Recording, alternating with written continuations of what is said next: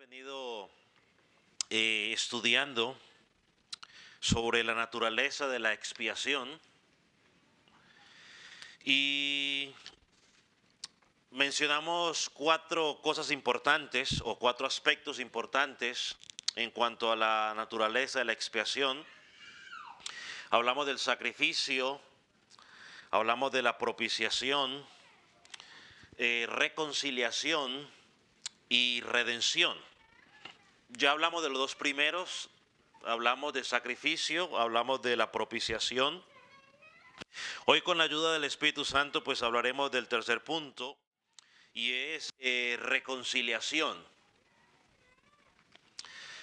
La semana pasada cuando hablábamos de propiciación, dijimos que la propiciación centraba la atención en la ira de Dios, en lo que Dios cómo proveía para remover esa ira que estaba sobre nosotros o sobre el pecador. Ahora que estamos pensando o hablando de la reconciliación, voy a ponerla por aquí, reconciliación. Vamos aquí, reconciliación.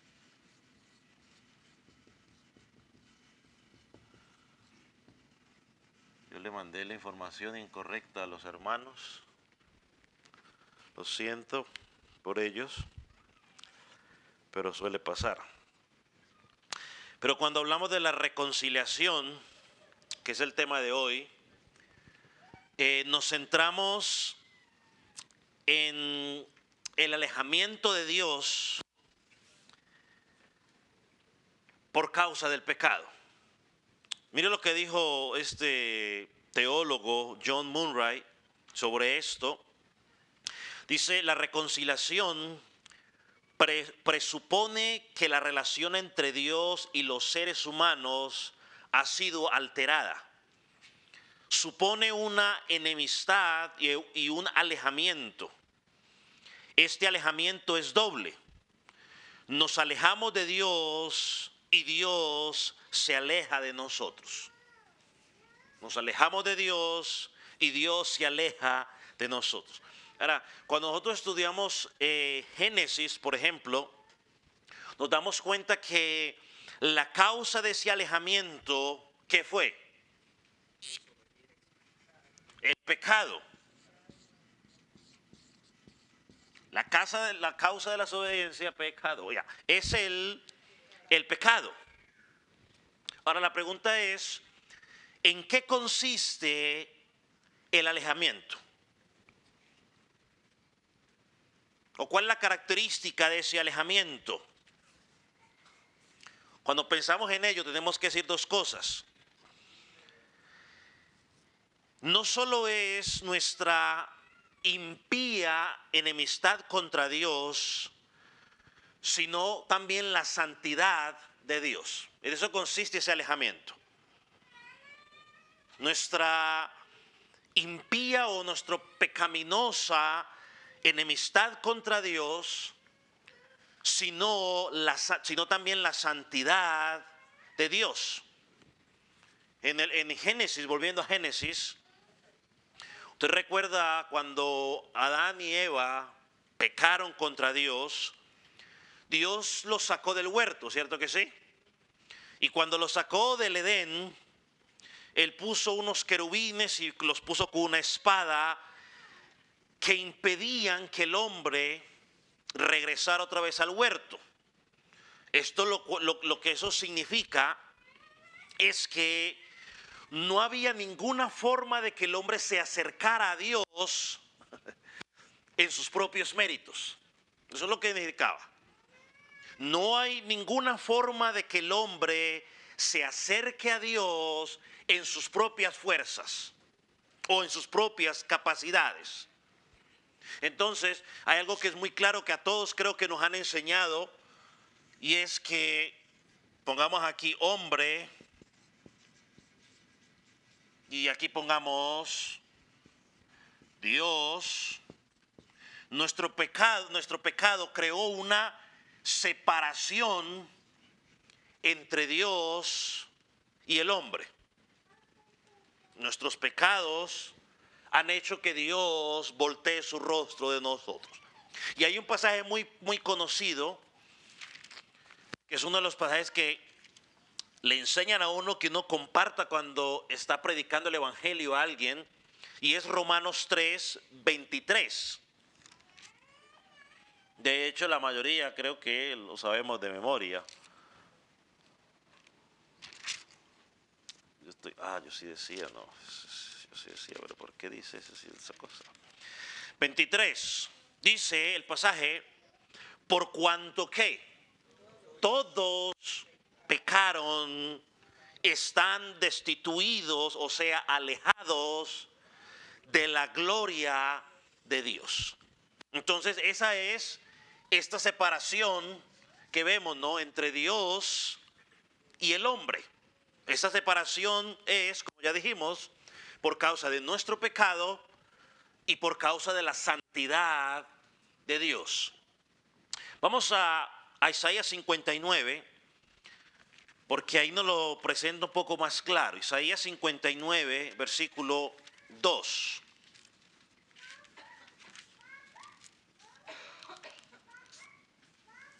Lo tiene. Miren lo que dice. Pero vuestras iniquidades han hecho división entre vosotros y vuestro Dios. Vuestros pecados han hecho ocultar de vosotros su rostro para no oír. Dios en su santidad tiene una enemistad contra nosotros a causa de nuestro pecado. Y la reconciliación lo que hace es considerar ese pecado o esa enemistad y remover esa enemistad. Entonces, ¿qué concluimos aquí?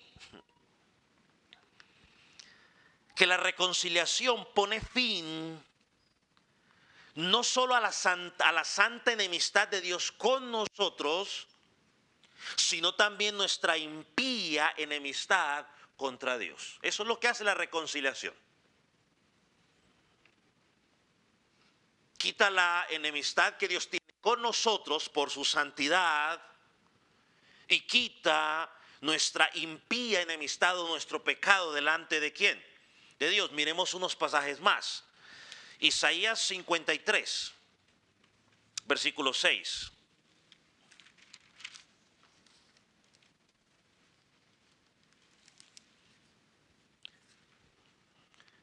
Dice, todos nosotros nos descarriamos como ovejas. Miren lo que dice el versículo. Cada cual, ¿qué hizo? Se apartó por su camino. Cada quien hizo lo que se le vino a su voluntad, para no usar la otra palabra. Cada uno hizo lo que bien quiso. Pero como cada quien hizo lo que bien hizo, miren lo que Dios hizo. Mas Jehová en su Hijo, ¿qué hizo? Cargó el pecado, en él el pecado de todos nosotros. Ahí está lo que nosotros hicimos y ahí está lo que Dios hace. Ahora vamos a Romanos capítulo 5, versículo 10.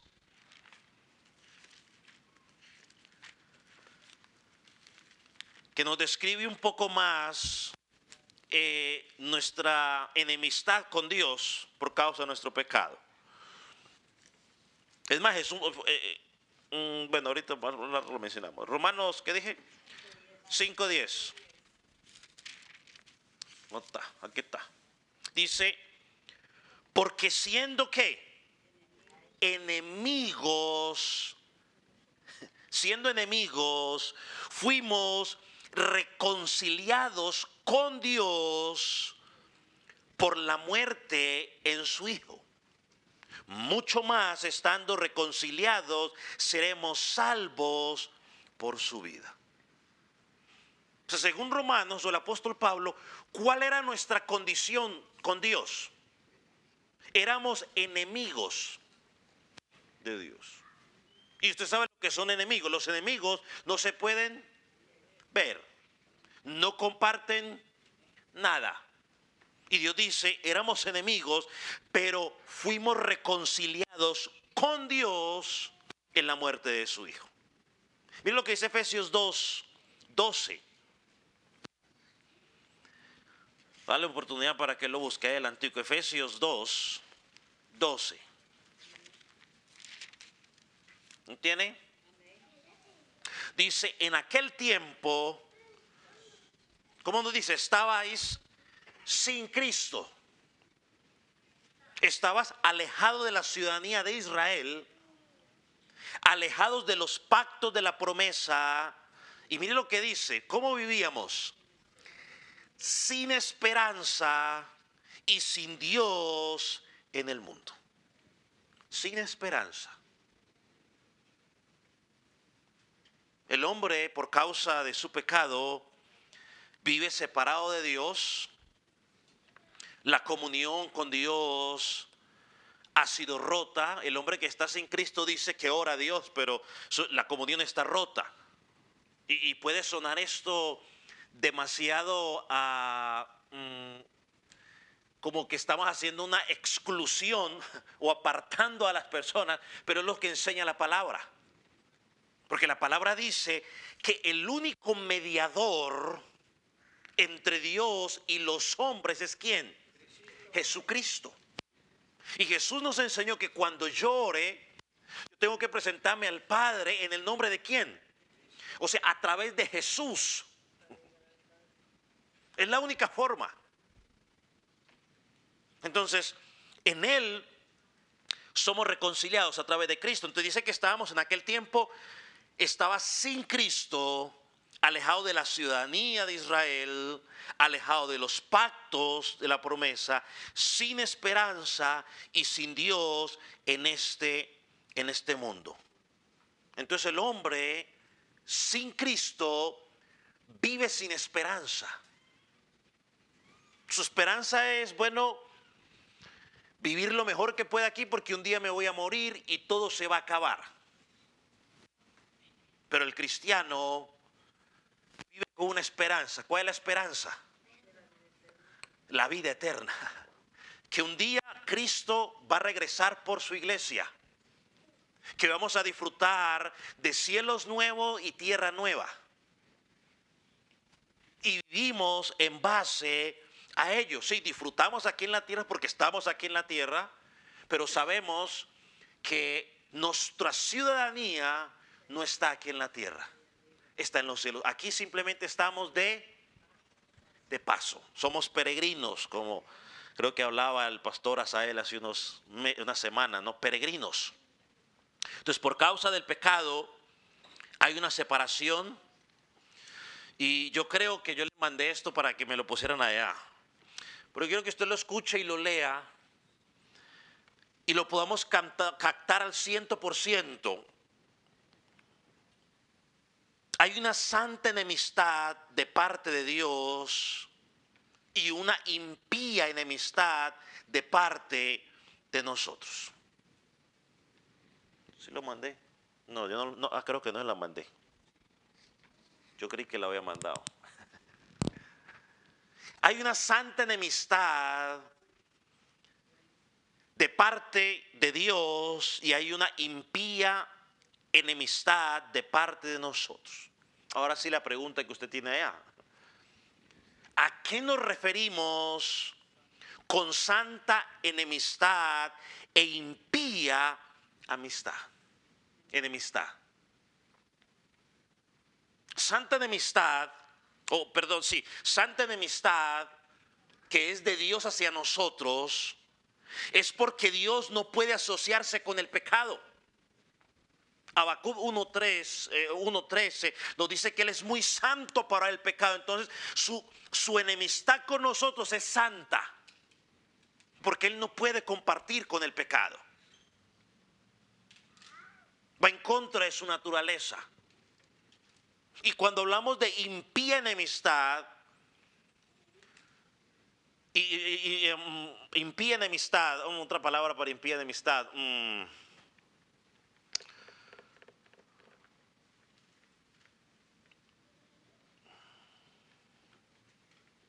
Bueno, pongamos, digamos, enemistad pecaminosa. Es porque nosotros fuimos los causantes ¿de qué? Del pecado. Nosotros fuimos los causantes del pecado. O sea, Dios no mandó al hombre a pecar.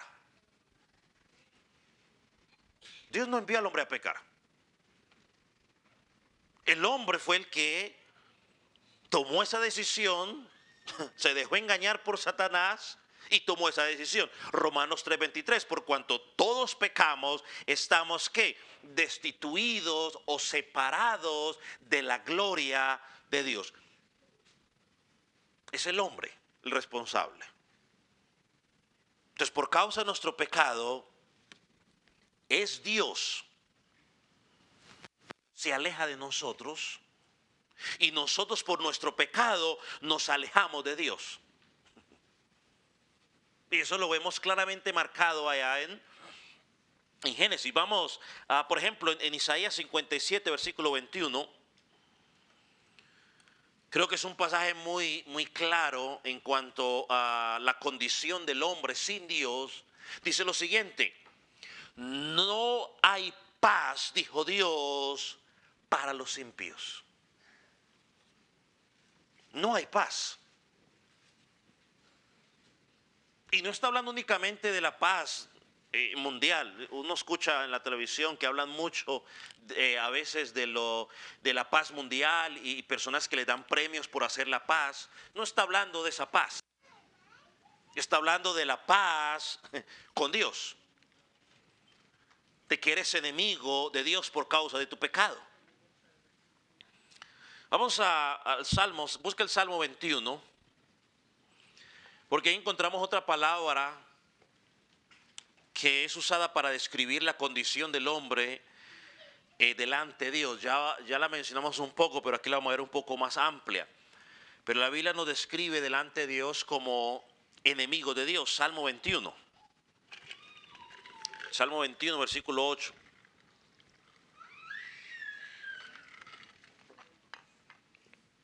¿Lo tiene? Salmo 21, versículo 8 al 13.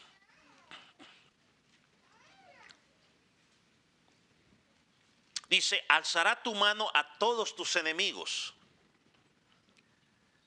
Tu diestra alcanzará a los que te aborrecen. Los pondrás como horno de fuego en el tiempo de tu ira. Jehová los deshará en su ira y luego los consumirá. Su fruto destruirás de la tierra y su descendencia de entre los hijos de los hombres, porque intentaron el mal contra ti, fraguaron maquinaciones, mas no prevalecerán, pues tú los pondrás en fuga, en tus cuerdas dispondrás saetas contra sus rostros. Engrandécete, oh Jehová, en tu poder, cantaremos y alabaremos tu poderío. La Escritura nos presenta como enemigos de Dios. Pero en Cristo nuestra relación cambia, porque dejamos de ser enemigos y ahora somos ¿qué? Hijos de Dios. Pero sin embargo, Él sigue siendo Dios. Debemos acercarnos a Él con respeto y su ira sigue sobre sus enemigos. Ahora, cuando usted mira la reacción de Él contra los enemigos ahí en el Salmo que acabamos de leer, es una descripción horrible de lo que va a pasar. Porque dice que los pondrás como horno de fuego en el tiempo de su ira. Dice que Jehová los deshará en su ira. O sea, no es que los va a desaparecer, porque estaríamos contradiciendo la escritura, sino que eternamente van a estar ¿qué? Sufriendo la ira o el castigo de Dios. Ya lo hablamos cuando estudiamos el infierno hace unas semanas. El fuego los consumirá. Dice, su fruto destruirá de la tierra. Su descendencia entre los hijos de la tierra será borrada. Es decir, que las consecuencias de su pecado también las van a pagar aquí en la tierra, de alguna manera. A veces la gente dice, pero es que no pasa nada. Bueno, eso es lo que usted cree, que no pasa nada. Pero Dios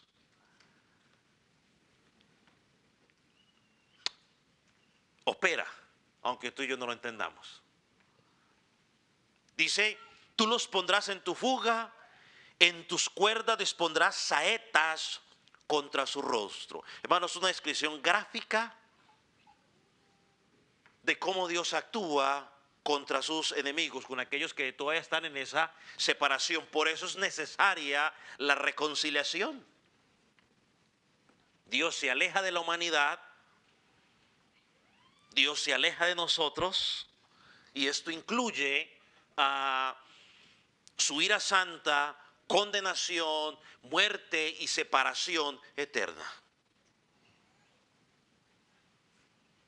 Y lo que pasa es que los seres humanos, mientras estamos muertos en nuestros delitos y pecados, no somos conscientes de lo que enseña la Escritura sobre ello.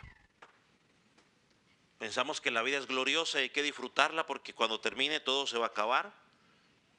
Y cuando nos hablan de Dios simplemente decimos, no, es una historia inventada por los hombres para mantener a la gente con miedo, pero es una realidad.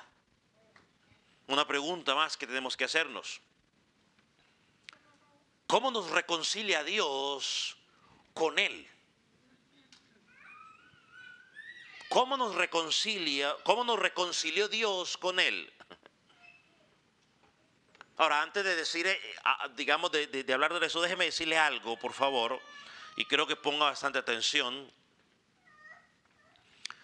Cuando nosotros hablamos de reconciliación y examinamos lo que la Escritura nos enseña de la reconciliación, nos encontramos con algo claro. No es la enemistad nuestra contra Dios la que está en primer plano o la prioridad, sino la prioridad es el alejamiento de Dios hacia nosotros. Esa es la prioridad. Lo digo una vez más. Cuando pensamos en la reconciliación, déjeme decirlo en otras palabras, cuando pensamos en la reconciliación, lo primordial de la reconciliación no es el alejamiento de nosotros de Dios, sino que el distanciamiento de Dios hacia nosotros por causa del pecado. Fuimos nosotros los que pecamos. Eso produjo un alejamiento con Dios, eso lo tenemos claro, ¿cierto? Pero Dios, para reconciliarnos con Él, para arreglar ese alejamiento que había entre Él y nosotros, por medio de la muerte de su Hijo, Dios mismo en su Hijo quita las razones por las cuales está alejado de nosotros.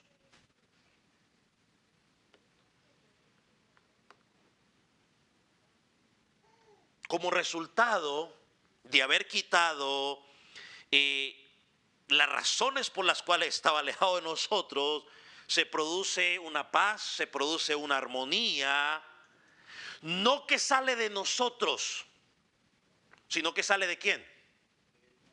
De Dios.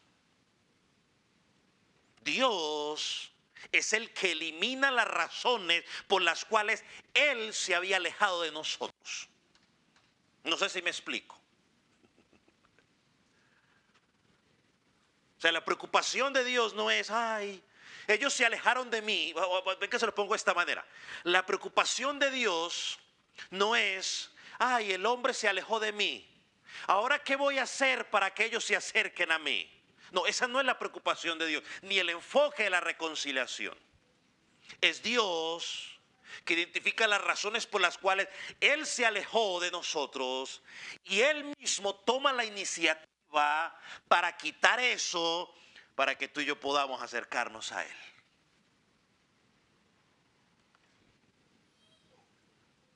Y eso lo vemos, por ejemplo, en Romanos capítulo 5, del versículo 8 en adelante. Y una vez más, nosotros los seres humanos siempre queremos un poquitico de crédito en las cosas.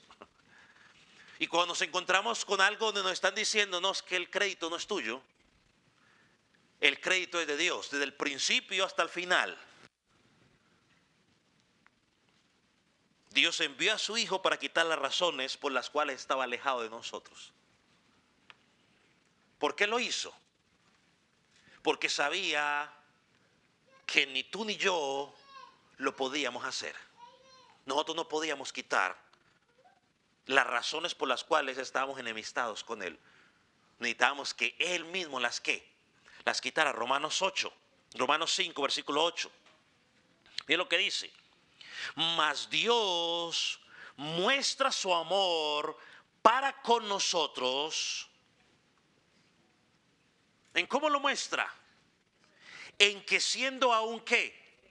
Pecadores, o sea, estábamos muertos. ¿Y un muerto qué puede hacer? Nada.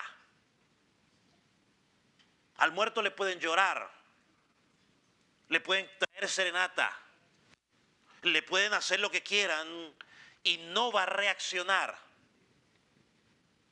Dice aquí, estábamos aún muertos en nuestro pecado y Cristo murió por nosotros.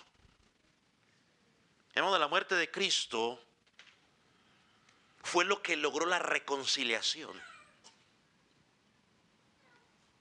Sí, fue presentado, y lo hemos dicho ya en varias ocasiones, es presentado como la manifestación de amor más grande de Dios hacia los seres humanos.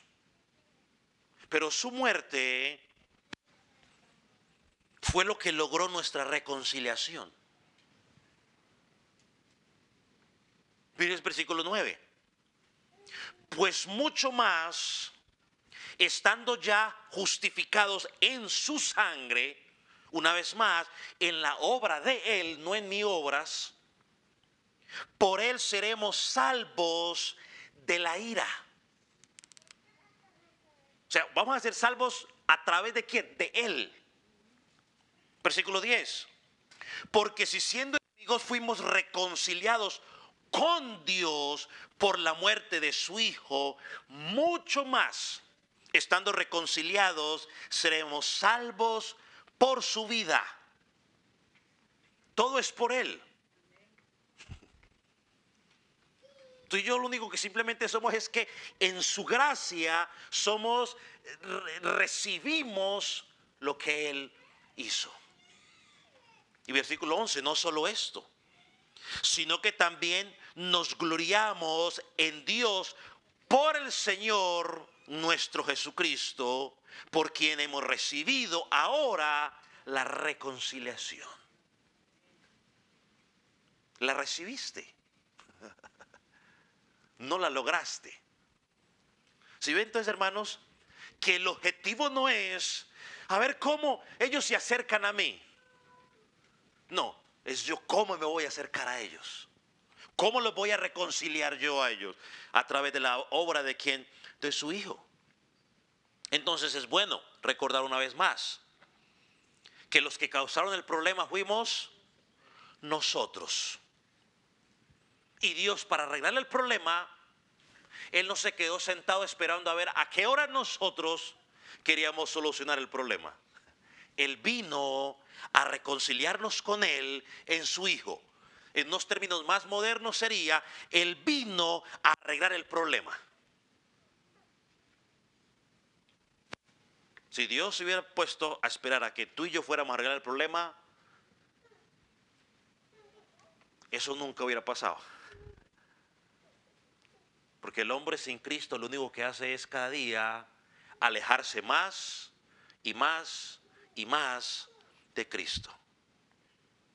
Por eso es que decimos, ¿no? Y el versículo lo dice, versículo 11, que hemos recibido la reconciliación en Cristo. Una vez más, una de las solas de la reforma protestante, solo Cristo.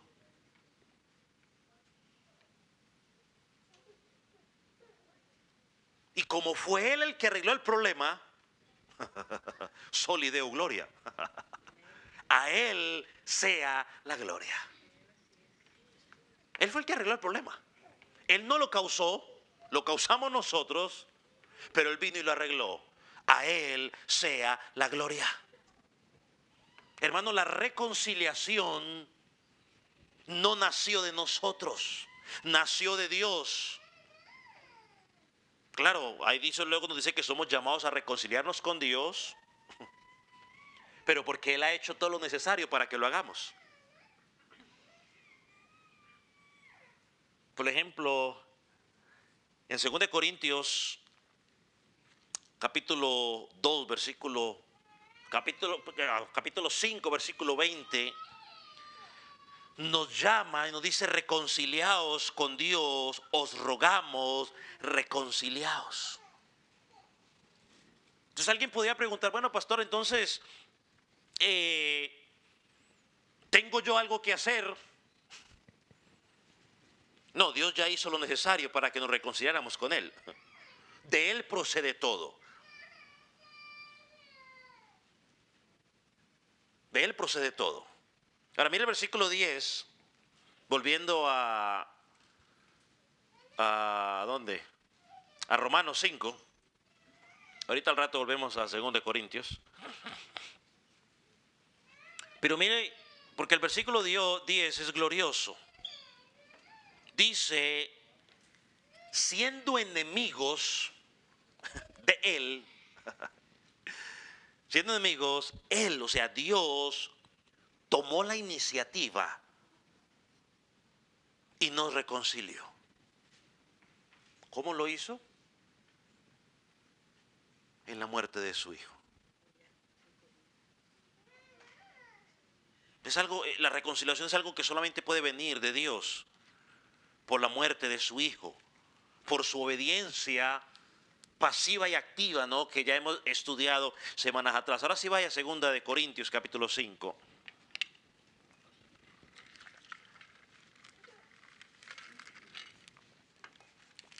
2 Corintios capítulo 5, versículo 17. Vamos a leer del versículo 17 en adelante. ¿Puedo indicar con un amén cuando lo haya localizado? A mí se me acaba de perder Corintios, ya no sé dónde está. ¿Qué se hizo?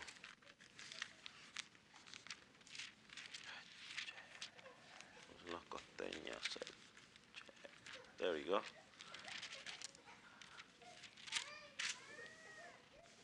Versículo 17. De modo, le voy a leer todo el pasaje para que tengamos la idea completa. De modo que si alguno está en Cristo, nueva criatura es. Las cosas viejas pasaron, he aquí todas son hechas nuevas. Versículo 18. Y todo esto proviene ¿de quién? De Dios, quien nos reconcilió consigo mismo por Cristo y nos dio el ministerio de la reconciliación. Versículo 19.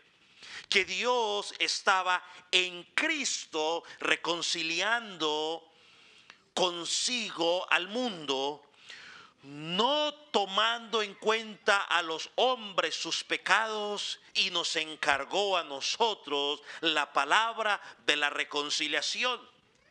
Así que somos embajadores en nombre de Cristo, como si Dios rogase por medio de nosotros. Os rogamos en nombre de Cristo, reconciliaos con Dios. al que no conoció pecado, por nosotros lo hizo pecado, para que nosotros fuésemos hechos justicia en él. Alabado sea el Señor. Siempre leemos nomás el versículo 21, pero cuando usted lee el versículo 17, a veces los cristianos leemos mucho el 17, nos lo sabemos hasta de memoria, y luego leemos el 21, pero mire toda la riqueza que hay en el medio para comprender el 17 y para poder comprender el 21. Pero mira algo interesante que hace aquí.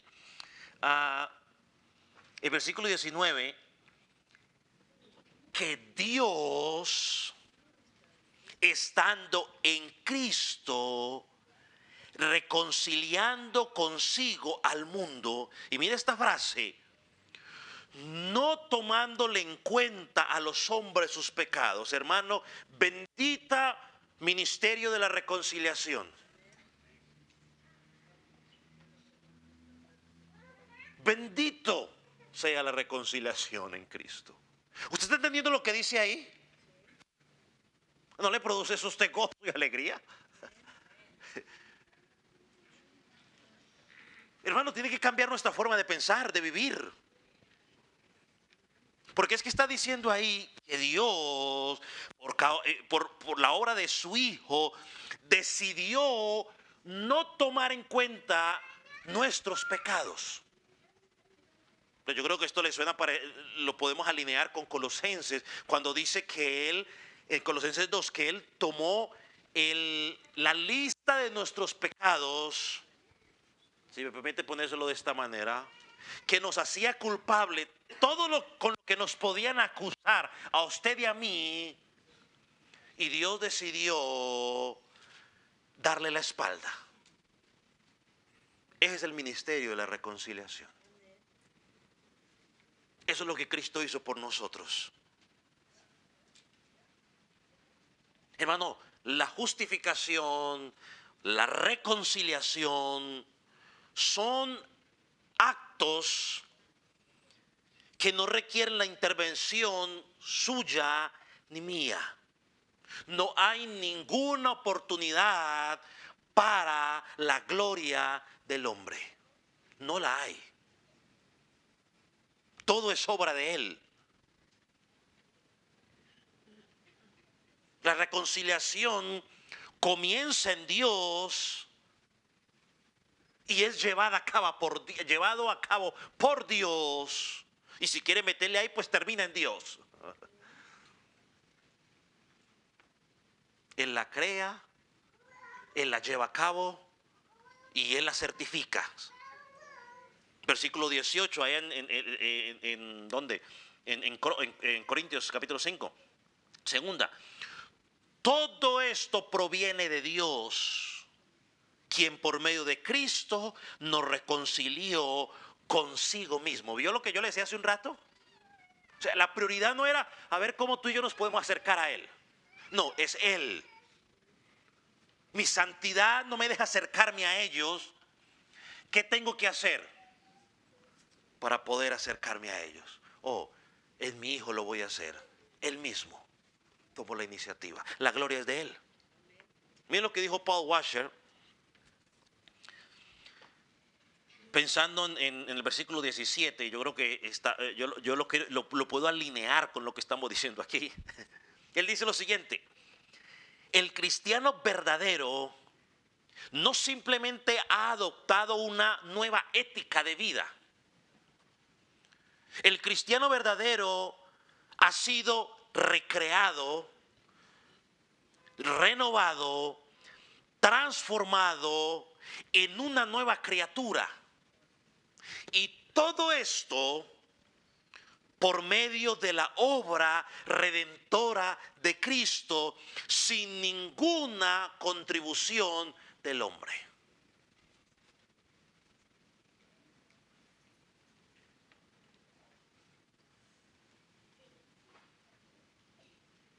Esa reconciliación de Cristo fue lograda una sola vez y para siempre. Y creo que en los versículos 18, 19 y 21, en la forma en que están los verbos, nos describe esa obra que fue lograda por nosotros.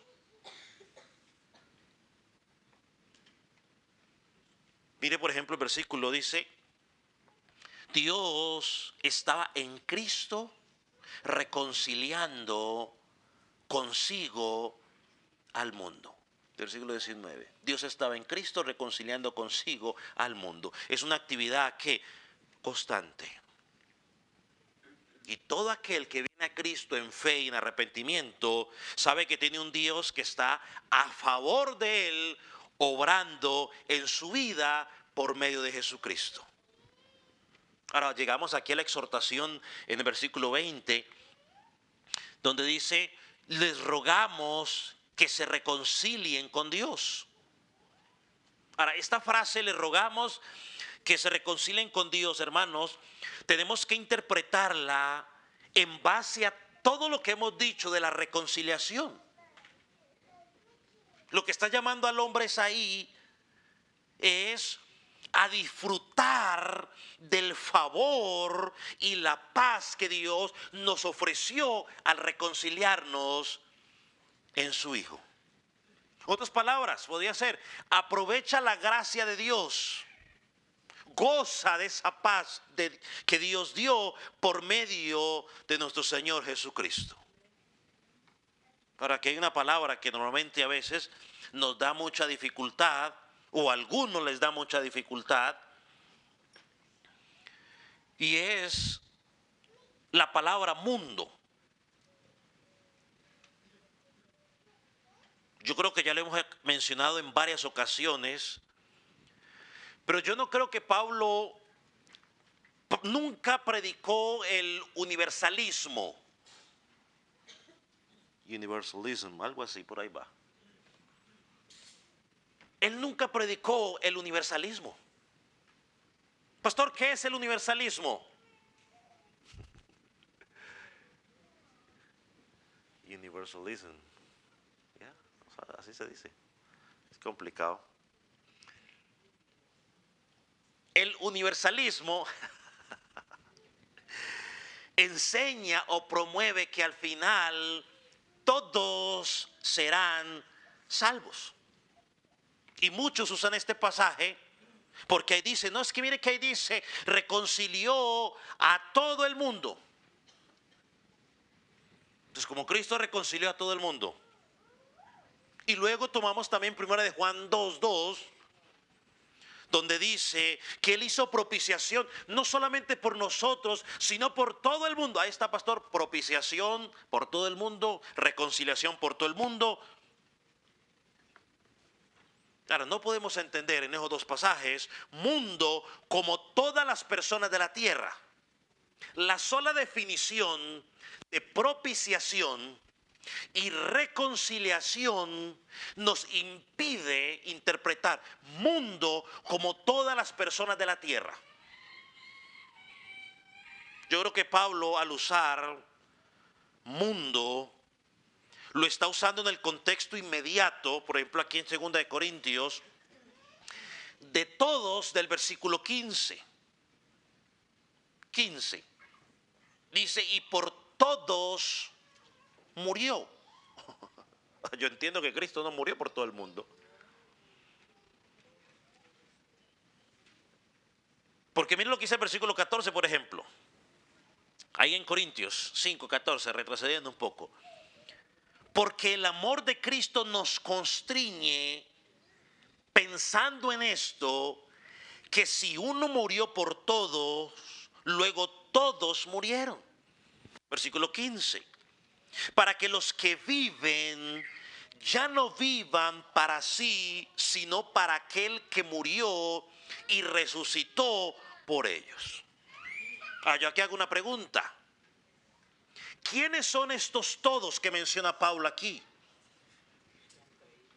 Yo creo que el Pablo está hablando de ese todos son el pueblo de Dios. Pablo, al usar todos, está hablando a todos los regenerados que están en Cristo, no toda la humanidad. Porque una de las cosas que enseña la Escritura es que si nosotros estamos en Cristo, o estamos unidos a Cristo, o escondidos en Cristo, morimos y estamos libres de la esclavitud del pecado. Porque el pasaje que acabamos de leer, el 14, dice que si uno murió por todos, luego todos murieron. ¿De qué está hablando allí? ¿Murieron qué? ¿Físicamente? No, está hablando de morir ¿a qué? Al pecado. Entonces la pregunta es la siguiente.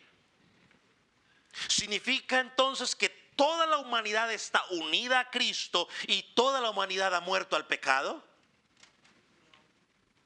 No, toda la humanidad no está en Cristo, ni toda la humanidad está muerta al pecado. El mundo sigue en sus delitos y pecados. Otra pregunta. Vemos a toda la humanidad amando a Cristo y está unida al Salvador en amor y apreciando el sacrificio de la cruz. No, usted no ve al mundo en eso. Ellos no aman a Cristo. Ellos celebran a Cristo cuando nació y celebran a Cristo cuando murió, porque ya, no, a ver cómo digo esto sin que nadie se vaya a molestar ni me vayan a malinterpretar, pero para alguno de ellos eso ya se ha convertido en una fiesta más anual. Una conmemoración para algunos, no físicamente. Como muchos de nosotros celebramos la independencia de nuestros países y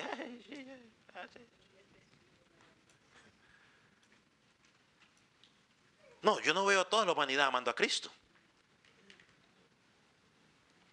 ¿Quiénes son los únicos que han muerto y ahora tienen una nueva vida? Los hijos de Dios. Nadie más. Hemos muerto en Cristo, tenemos una nueva vida, no vivimos una vida perfecta porque no somos perfectos, pero sí tenemos un deseo profundo de cada día agradar a Él en nuestra forma de vivir.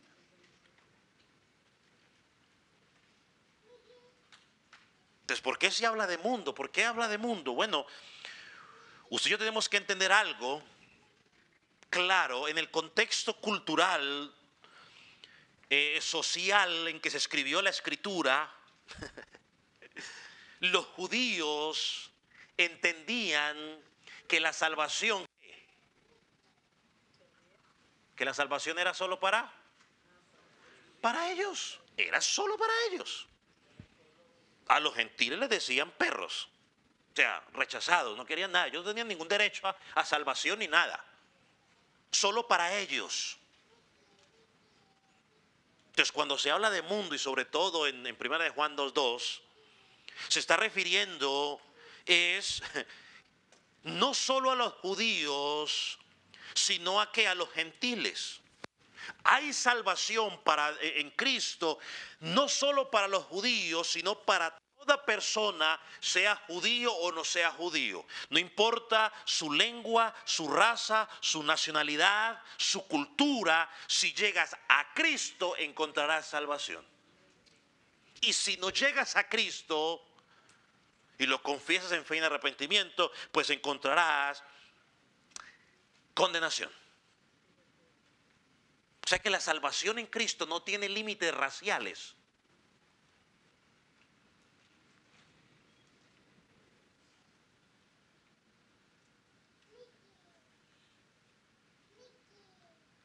No hay límite racial. No hay límite de raza. ¿Para quiénes son los que están reconciliados con el Señor? Bueno, pues los que están en Cristo. Lo leímos en el versículo 17. De modo que el que está en Cristo, nueva criatura es. Si usted está en Cristo, debe estar convencido de que ha sido reconciliado con Dios, que tiene una entrada directa a la presencia de Dios, Padre, y que puede acercarse al Padre y decirle, Abba, Padre. Estás en Cristo, has sido reconciliado, ya no hay enemistad, no hay separación, no hay división, hay vida, hay esperanza, hay paz porque estás en Cristo. Hoy, si tú no estás en Cristo, estimado amigo, joven, niño, adulto, si tú no estás en Cristo, estás separado de Él y estás bajo la ira de Dios. Y si mueres sin Cristo, sin tomar la decisión por Cristo, enfrentarás la ira de Dios. Hay vida después de la muerte. No todo termina cuando morimos. Termina aquí. Pero hay una vida espiritual.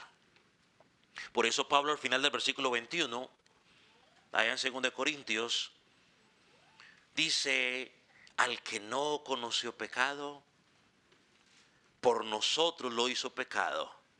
¿Para qué? Para que nosotros fuésemos hechos justicia de Dios en Él. Entonces la reconciliación es algo que recibimos de Dios. Romanos 5:11 lo dice, por quien hemos recibido ahora la reconciliación. Y esta reconciliación es un don gratuito, es un regalo. Y es por la gracia de Dios que Él nos capacita para poder volvernos de la enemistad contra Dios a la fe, al arrepentimiento y al amor. Una vez más, permítame leerle el versículo 11 de Romanos 5. Sino que también nos gloriamos en Dios por el Señor nuestro Jesucristo, por quien hemos recibido ahora la reconciliación. Por eso nos gozamos. De eso nos gozamos. Eso es lo que nos motiva a cantar, a servirle. Nos queda un punto para hablar de la expiación, de la naturaleza de la expiación, y es la redención. Y si Dios nos da vida, pues con la ayuda del Señor, en nuestro próximo estudio hablaremos de la redención. Vamos a orar. Ponga sobre sus pies.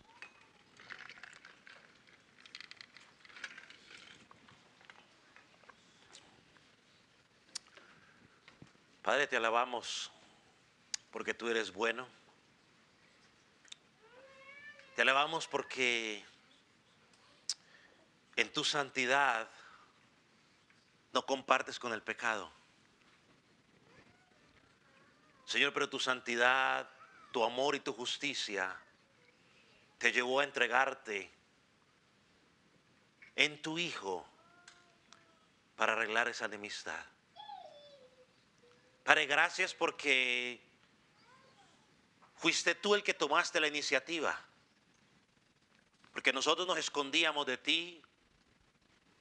Nosotros los hombres pensábamos que estábamos bien, que no habíamos cometido ningún error. Pensábamos que éramos buenas personas, que no le hacíamos mal a nadie.